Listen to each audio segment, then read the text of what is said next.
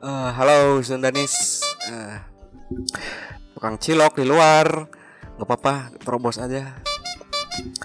Ya, tukang cilok lagi. Kali ini karena aing tuh boga bahan buat video, jadi aing ngawawancara nu aya we lah. Dan di samping aing geus aya si Bitot, seorang jurig. Bukan seorang lagi, anjing kan geus paeh. Sejurig, sehantu, nggak seorang lah, seorang jurig. Ya betul, jurig dia. Ternyata dia sudah meninggal. Kelihatan dia badannya transparan dan melayang-layang. Dan dia ini bodoh ya, sudah transparan tapi tidak ngintip cewek. Hayang anjing aing tuang toong kayak bintitan panon aing keur mau aing gablek manon bolotot tambah bintit kan teu etis anjing. Daripada tuang toong aing ning lah coba apps sekalian sebeuh-sebeuh ye rekomendasi artis di aing jap Amy Pukada tah lalajo ku sia. Up. Tidak ada dosa.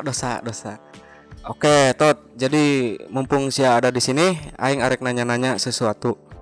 Sia pas hidup pegawaian sia naon, Tot? Aing gawe di pabrik men. Oke, jadi sia teh baheula pegawai pabriknya. Sia maot gara-gara naon? Coli bos. Naon?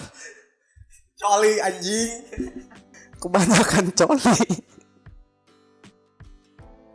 Nah, itu guys pelajaran. Jadi kalian jangan kebanyakan coli ya. Jadi tekanan darah kalian jadi tinggi kalau kalian coli terus dan jantung kalian itu nggak sehat, men. Oke, jadi sekarang ente sok kemana wae geus transparan kieu kan bisa hiber kemana-mana.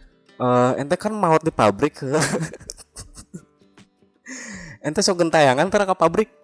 Pasti men sanajan aing ayeuna geus modar oge aing masih keneh mantau ke pabrik. Soalna aing inget keneh omongan manajer Korea aing.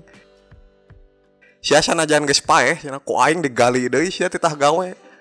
Nu balik sih teh ngomong teh asli eta bener.